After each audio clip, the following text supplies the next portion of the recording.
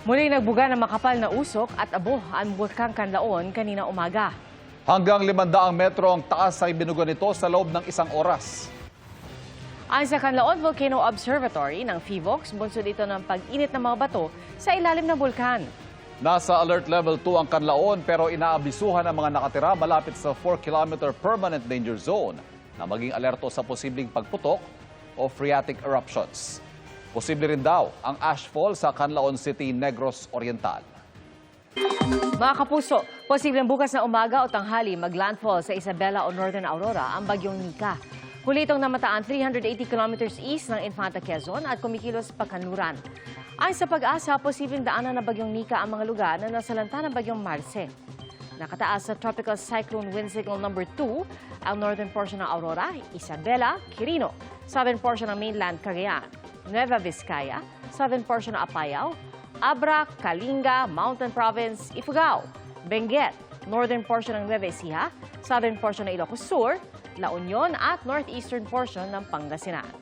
Tropical Cyclone Wind Signal number 1 naman para sa natitirang bahagi ng Cagayan kasama ng Babuyan Islands, natitirang bahagi ng Apayao, Ilocos Norte, natitirang bahagi ng Ilocos Sur, natitirang bahagi ng Pangasinan, ang natitirang bahagi ng Aurora, Tarlac, northern at central portions ng Zambales, ang natitirang bahagi ng Nueva Ecija, Pampanga, Bulacan, Metro Manila, Rizal, eastern portion ng Laguna, eastern portion ng Quezon, kasama na ang Polillo Islands, Camarines Norte, Camarines Sur, Catanduanes at northeastern portion ng Albay.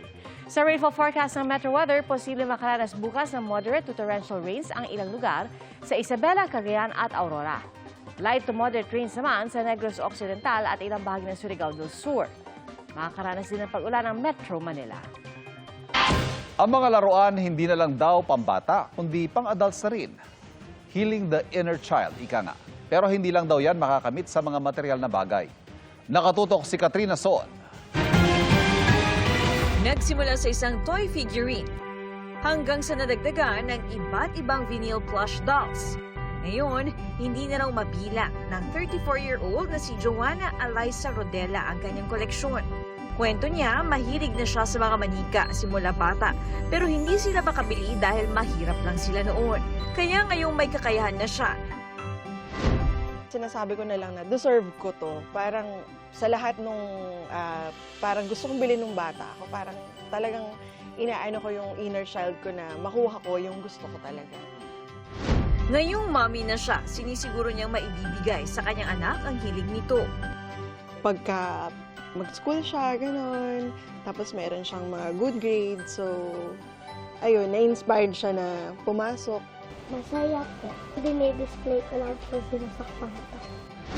Ang mga toy figurines na ito at mga vinyl plush dolls tulad nito ay ilan lamang sa kinokolekta ng ating mga kababayan para ma-heal ang ikangay tinatawag nila na inner child.